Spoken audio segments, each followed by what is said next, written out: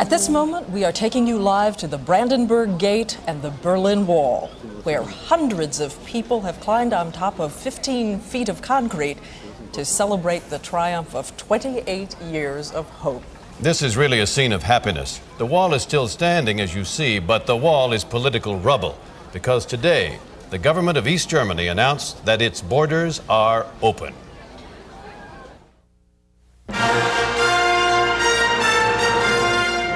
November 9th, 1989. This wall has stood for 28 years as the symbol of a divided world, a symbol of oppression.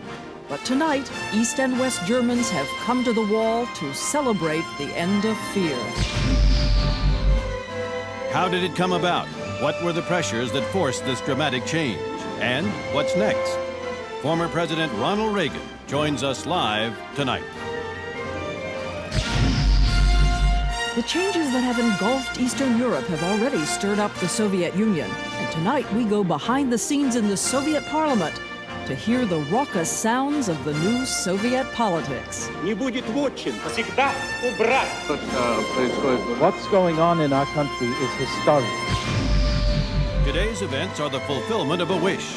Mr. Gorbachev, tear down this wall. Tonight, that wall has all but vanished, and freedom's light is shining. From ABC News. This is Primetime Live. Now Diane Sawyer and Sam Donaldson. Good evening and welcome to this special edition of Primetime Live. It is the sort of news that defies the possibility of a headline. What we know is that we are standing in attendance at a moment in history as you look now at the Berlin Wall. Perhaps the West German foreign minister said it best when he said, "All we can say is that nothing will be as it was before." All day long, we have watched the most extraordinary exchange of hands across a 28-year divide as West Germans helped East Germans climb on top of the wall so that they could celebrate together. For a while, the East German government tried to deter the East Germans by spraying them with water cannons. The water couldn't stop them.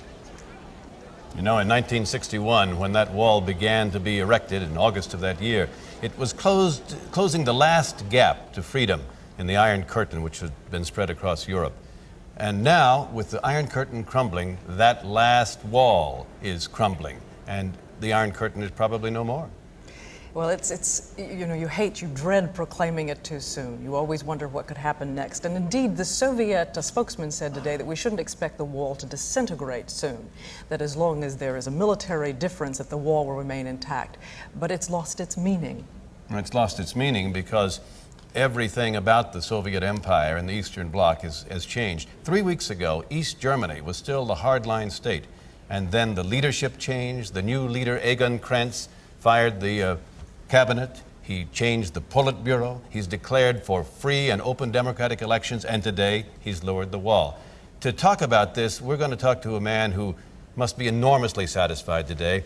Former President Ronald Reagan, who is in his office in Los Angeles, and in a few minutes will talk to us live about how this all came about and what he sees for the future of Europe and, for that matter, the world.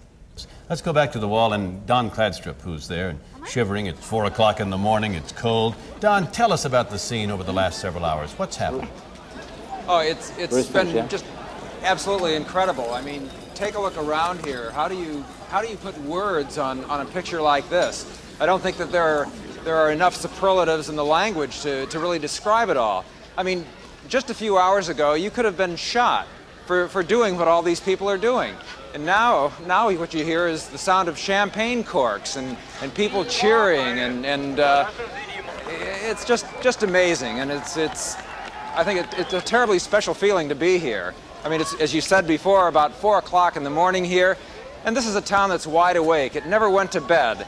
Once it heard the news, it was up, off to the wall, and you know the result. Well, Don, I think for those of us who have watched that wall over the years, it's always been such a grim place, such a forbidding place, and to see it now a place of happiness and merriment is beyond belief.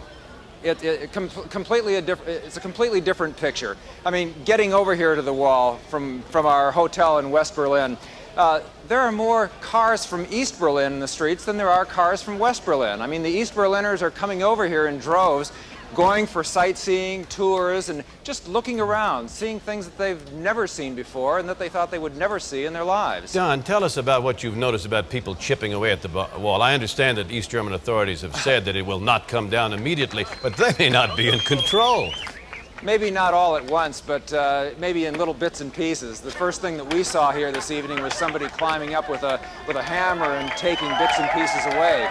But you know, in a more significant way, we did talk to the deputy mayor of West Berlin about this matter. You know, when might the wall come down? And she said, well, it'll be a psychological dismantling first, and then it'll all come down. And I asked her, well, 5 years maybe from now? And she said, sooner.